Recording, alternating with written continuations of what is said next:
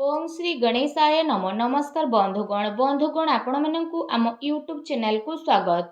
बंधुगण आजिर ए भिडियो रे आमे आपण मानकु कहबा पई जाउछु आगामी 3 दिनर स्थिति आपणकर किपरि रहिबो, केउ प्रकार ए आगामी 3 दिन को आपण प्लानिंग करिवे, ता सहित जदि आमे आपण मानकु कहबु केउ सब क्षेत्र रे आपणकु फायदा हेबो, केउ सब जिनिस रे आपणकु विशेष रूप रे सावधानता अवलंबन करबाकू पड़िबो, आपणकर लव लाइफ किपरि रहिबो, क्यारियर किपरि रहिबो, बिजनेस आउ व्यापार किपरि रहिबो एवं ता सहित स्वास्थ्यर मध्य महत्वपूर्ण इनफॉरमेशन आमे आपण मानकु देबु।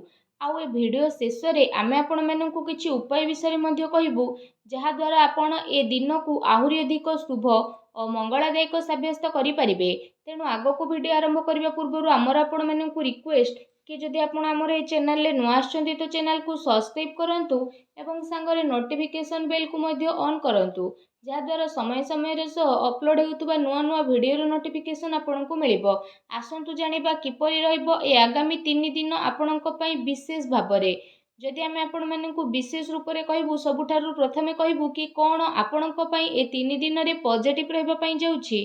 जदि कहबा तो फ्रेंड्स, ए दिन रे प्रकृति आपणकु भरपूर साथ प्रदान करिबो। कौनसी लाभदायक एवं महत्वपूर्ण समाचार मिलिबा कारणरू आपण निजे निजकु आत्मबल एवं भावनात्मक रूप से बहुत अधिक सशक्त अनुभव करिवे।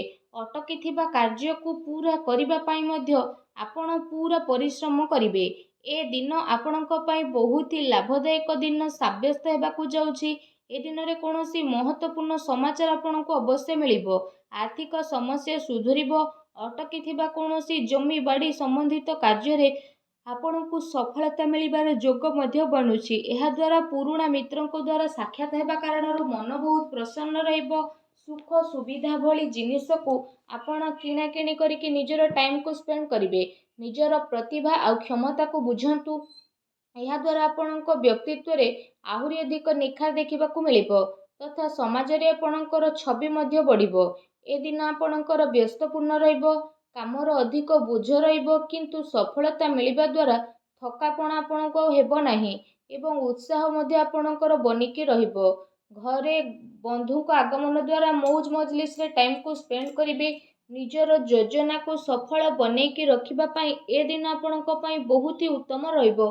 काफी लंबा टाइम रु चली आसुथुबा कौनसी प्रॉब्लम रु आपणको मुक्ति मध्य मिली जिवो, जहा पई आपण निजे निजकु चिंता मुक्त विशेष रूप रे अनुभव करिवे एवं आर्थिक मामला रे ठोस एवं महत्वपूर्ण निर्णय आपणको पई लाभदायक सिद्ध हेबो। समस्तंकर चाल आपणको सपक्षरे रहइबो एवं एहार आपण भरपूर उपयोग मध्य करिवे। आपणको भितरे कार्य प्रणाली कारणरू आपण समस्तंको प्रशंसार मध्य पात्र होई जिवो, किंतु कौनसी भी कार्य बा योजना पूर्वरु रूपरेखा अवश्य बनंतु। एहा आपणको पई बहुत ही भल रहिबो। अनेक प्रकारर सफलता ए दिन रे आपणको अवश्य ही प्राप्त हेबाकू जाउछि। ता सहित आसंतु जानिबा आपणको पई कोन ए दिन रे नेगेटिव रहिबो। निजर क्रोध एवं तरतर भली जेपरि स्वभाव रे आपण नियंत्रण रखंतु। कौनसी संबंधित बा पड़ोसी सहित वाद विवाद भली स्थिति आपणकर उत्पन्न हेबो। उचित हेबो कि निजर कार्य उपरे आपण ध्यान दियंतु। अन्यर अजथा कथा को नजर अंदाज करंतु। मन रे किछि भूल बुझामणा बा आशंका हेबार विशेष रूप रे संभावना रहिछि। निजर स्वभाव रे नियंत्रण रखंतु, कारण केबे केबे आपणकर क्रोधपूर्ण बाणी अन्य को आहत मध्य करि पारे। एहा सह संबंध रे मध्य आपणकर कटुता आसे। आय संसाधन रे आपणकर कमी आसीबो, किंतु खर्च मध्य आपणकर बढ़िबो। सेथिपाई निज बजेट अनुसार खर्च करंतु। किछि अस्वस्थता मध्य आपण अनुभव करिवे, किंतु आपणकर कॉन्फिडेंस आपणको एक्टिव बनेकी रखिबो।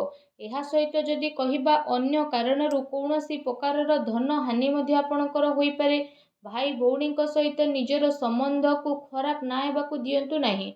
एहा द्वारा अकारण रे ही आपणकर चिंता उत्पन्न हेबो।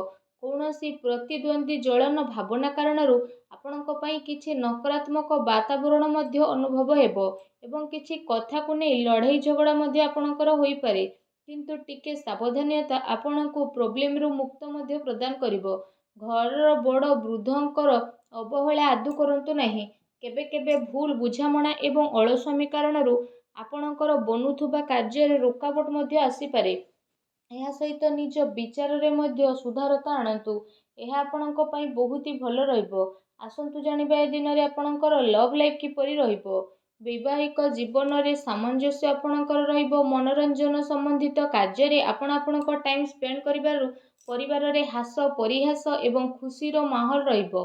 ପାରିବାରିକ ବାତାବରଣ ଆପଣଙ୍କର ସୁଖଦପୂର୍ଣ୍ଣ ରହିବ। ପ୍ରେମ ସମ୍ବନ୍ଧରେ ମଧ୍ୟ ପ୍ରଗାଢ଼ତା ଆସିବ। ରୋମାଣ୍ଟିକ ମାହୋଲ ରହିବ ଏବଂ ନିକଟ ସମ୍ବନ୍ଧରେ ଡିନରରେ ଯିବାର ପ୍ରୋଗ୍ରାମ ମଧ୍ୟ ଆପଣଙ୍କର ବନୁଅଛି। କାଫି ସମୟ ପରେ ଘରୁ ବାହାରିବା ଏବଂ ଲୋକଙ୍କ ସହ ମିଶିବା ଆପଣଙ୍କୁ ଖୁସି ଏବଂ ଶାନ୍ତି ପ୍ରଦାନ କରିବ। ପାରିବାରିକ ବାତାବରଣ ଖୁସି ଭରା ରହିବ। ଘରର ସମସ୍ତ ସଦସ୍ୟ ଜଣେ ଆଉ ଜଣଙ୍କ ସହିତ ଟାଇମକୁ ସ୍ପେଣ୍ଡ କରିବେ। ବାହାର ସମ୍ବନ୍ଧୀୟଙ୍କ ସହ ସାବଧାନ ରୁହନ୍ତୁ। ଏହାଦ୍ୱାରା ମାନହାନି ହେବାର ସମ୍ଭାବନା ରହିଛି। ପରିବାରର ଗତିବିଧି ଆପଣଙ୍କ ଉପରେ ଦେଖା ମଧ୍ୟ ଯିବ। କାହିଁକି ନା କାମର ବ୍ୟସ୍ତତା ପରେ ଆପଣ ପରିବାରକୁ ଟାଇମ୍ ଦେଇପାରିବେ ନାହିଁ। ସେଥିପାଇଁ ଆପଣ ସେମାନଙ୍କ ପାଇଁ କିଛି ଟାଇମ୍ ଅବଶ୍ୟ ବାହାର କରିକି ରଖନ୍ତୁ। ବୈବାହିକ ସମ୍ବନ୍ଧରେ କିଛି ସମୟରୁ ଚାଲି ଆସୁଥିବା ଟେନସନକୁ ଆପଣ ସୁଲଝେଇବାରେ ସଫଳ ପ୍ରଦାନ ହେବେ ଏବଂ ଘରର ବାତାବରଣ ପୁନଃ ସୁଖଦ ଏବଂ ମଧୁରପୂର୍ଣ୍ଣ ରହିବ। ଆସନ୍ତୁ ଜାଣିବା ଏ ଦିନରେ ଆପଣଙ୍କ ବ୍ୟବସାୟିକ କ୍ୟାରିୟର କିପରି ରହିବ। ଏ ଦିନରେ ବ୍ୟବସାୟରେ ପ୍ରଡକ୍ସନ ସମ୍ବନ୍ଧିତ କାର୍ଯ୍ୟରେ କମି ଆସିବା କାରଣରୁ ଚିନ୍ତା ରହିବ, କିନ୍ତୁ ଆପଣଙ୍କର ପେମେଣ୍ଟ ଆସିବା ଦ୍ୱାରା ଆର୍ଥିକ ସ୍ଥିତି ଆପଣଙ୍କର ମଜବୁତ ରହିବ। ସେଥିପାଇଁ ବେଶୀ ଟେନସନ ନେବାର ଆବଶ୍ୟକତା ନାହିଁ। ଉଚ୍ଚ ଅଧିକାରୀଙ୍କ ସହଯୋଗ ଆପଣଙ୍କୁ ଆପଣଙ୍କ କାର୍ଯ୍ୟରେ ସଫଳତା ପ୍ରଦାନ କରିବ। ତା ସହିତ କୌଣସି ବଡ଼ ଧରଣର ଅର୍ଡର ମିଳିବାର ମଧ୍ୟ ଯୋଗ ବନୁଛି। ସରକାରୀ ସେବାୟତ ବ୍ୟକ୍ତିଙ୍କ ଉପରେ କାର୍ଯ୍ୟର ଅଧିକ ବୋଝ ମଧ୍ୟ ଆପଣଙ୍କ ଉପରେ ରହିବ। କାର୍ଯ୍ୟ କ୍ଷେତ୍ରରେ କୌଣସି ନିର୍ଣ୍ଣୟ ଏକା ନିଅନ୍ତୁ ନାହିଁ। ଟିମ୍ ୱାର୍କ ବନେଇକି ଆପଣ ସବୁବେଳେ କାମ କରନ୍ତୁ। ଏହାଦ୍ୱାରା ବ୍ୟବସ୍ଥା ଉତ୍ତମ ବନିକି ରହିବ। ଆର୍ଥିକ ମାମଲାରେ କାହା ଉପରେ ଅଧିକ ଭରସା କରନ୍ତୁ ନାହିଁ, ନା କୌଣସି ପ୍ରକାରର ସମଝୋତା କରିବେ। ବ୍ୟବସାୟିକ କ୍ଷେତ୍ରରେ ଆପଣଙ୍କୁ ଆପଣଙ୍କର ପରିଶ୍ରମର ଅନୁରୂପ ବହୁତ ଭଲ ପରିଣାମ ମଧ୍ୟ ହାସିଲ ହେବ। ଏ ଦିନରେ ଆପଣଙ୍କୁ ଆପଣଙ୍କ ଭାଗ୍ୟର ଅଧିକ ସହଯୋଗ ମିଳିବ। ଚାକିରି ପେଶା ବ୍ୟକ୍ତି କୌଣସି ସରକାରୀ ମାମଲାରେ ଫସି ମଧ୍ୟ ପାରନ୍ତି, ତେଣୁ ସାବଧାନ ରୁହନ୍ତୁ। ବ୍ୟବସାୟିକ ପରିସ୍ଥିତି ଆପଣଙ୍କର ଅନୁକୂଳ ରହିବ। ନିଜର ପୁରା ଧ୍ୟାନ ବିଜନେସରେ କେନ୍ଦ୍ରିତ କରନ୍ତୁ। କୌଣସି ବଡ଼ ଲୋକଙ୍କର ମିଳିବାର ସମ୍ଭାବନା ମଧ୍ୟ ରହିଛି। ବ୍ୟବସାୟିକ ଗତିବିଧି ସମ୍ବନ୍ଧିତ ଯୋଜନା କୌଣସି ବାହାର ବ୍ୟକ୍ତି ଆଗରେ ଆପଣ ସେୟାର କରନ୍ତୁ ନାହିଁ। କେହି ଏହାର ଅନୁଚିତ ଉପଯୋଗ ମଧ୍ୟ କରିପାରେ ଏବଂ ଅର୍ଡର ସମ୍ବନ୍ଧିତ ସବୁ କାର୍ଯ୍ୟରେ ପକ୍କା ବିଲ୍ର ଆପଣ ଉପଯୋଗ କରନ୍ତୁ। ଚାକିରି କରୁଥିବା ଜାତକଙ୍କ ପାଇଁ ଏ ଦିନ ବହୁତ ହି ଲାଭଦାୟକ ଦିନ ରହିବାକୁ ଯାଉଛି। ଏହା ସହ ଚାକିରି ସମ୍ବନ୍ଧିତ ଏ ଦିନରେ ଆପଣଙ୍କୁ ବହୁତ ହି ଭଲ ଖୁସି ଖବର ଅବଶ୍ୟ ହିଁ ପ୍ରାପ୍ତି ହେବ, ଯାହାଦ୍ୱାରା ଆପଣଙ୍କୁ କାଫି ଖୁସିର ଅନୁଭବ ହେବ। ଆସନ୍ତୁ ଜାଣିବା ଏ ଦିନରେ ଆପଣଙ୍କ ସ୍ୱାସ୍ଥ୍ୟ କିପରି ରହିବ। ଗ୍ୟାସ୍ ଏବଂ ଏସିଡିଟି ଦ୍ୱାରା ଆପଣ ପ୍ରୋବ୍ଲେମ ରହିବେ। ଖାଦ୍ୟପେୟରେ ସଂଯମତା ରଖନ୍ତୁ। ବ୍ୟବସ୍ଥିତ ଦିନଚର୍ଯ୍ୟା ରଖିବା ପାଇଁ ଆପଣଙ୍କୁ ଆବଶ୍ୟକ ରହିଛି। ସ୍ୱାସ୍ଥ୍ୟ ମୌସୁମୀ ପରିବର୍ତ୍ତନ କାରଣରୁ ଥକାପଣ ଆପଣଙ୍କୁ ଅନୁଭବ ହେବ ଏବଂ କମଜୋରି ଅନୁଭବ ହେବ। ନିଜର ଇମ୍ୟୁନିଟି ସିଷ୍ଟମକୁ ଷ୍ଟ୍ରଙ୍ଗ କରନ୍ତୁ। ତା ସହିତ ନିଜ ସ୍ୱାସ୍ଥ୍ୟକୁ ଆହୁରି ଅଧିକ ଭଲ ରଖିବା ପାଇଁ ଆପଣ ପ୍ରତ୍ୟେକ ଦିନ ଯୋଗ କରନ୍ତୁ, ବ୍ୟାୟାମ କରନ୍ତୁ ଏବଂ ସୁସ୍ଥ ରୁହନ୍ତୁ।